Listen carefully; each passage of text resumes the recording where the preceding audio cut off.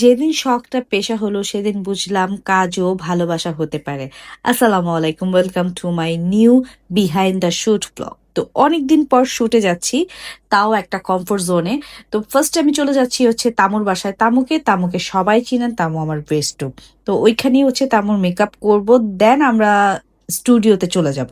তো তামুর বাসায় যাব আর হালকা পাতলা আমি রান্না বান্না করবো না, এটা তো হতেই পারে না।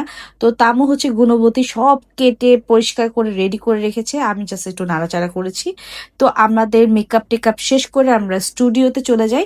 তো স্টুডিওতে গিয়ে হচ্ছে তামুর হেয়ারটা করি। এখানে হচ্ছে আমাদের লাইট চেকিং চলছে, আর আমি একটু সাইড দিয়ে হচ্ছে ভিডিও ক্লিপ নিচ্ছি আমার ব্লগের জন্য।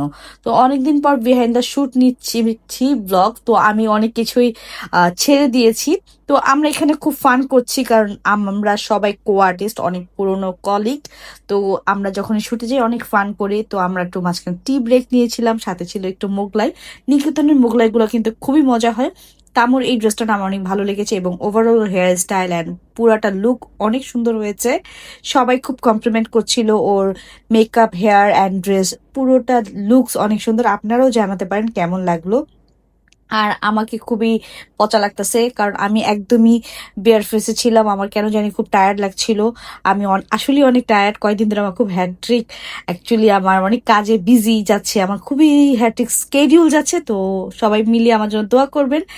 তো এই ছিল আজকের একটা বিহাইন্ড দ্য শুট ব্লগ। কেমন লাগলো আমাকে জানাতে ভুলবেন না, আর আমার কোন টাইপের ব্লগ আপনাদের কাছে অনেক বেশি ভালো লাগে সেটাও কমেন্ট করে জানাতে পারেন, তাহলে আমি ওই টাইপের ব্লগ বানাবো। আল্লাহ হাফেজ, শেষ।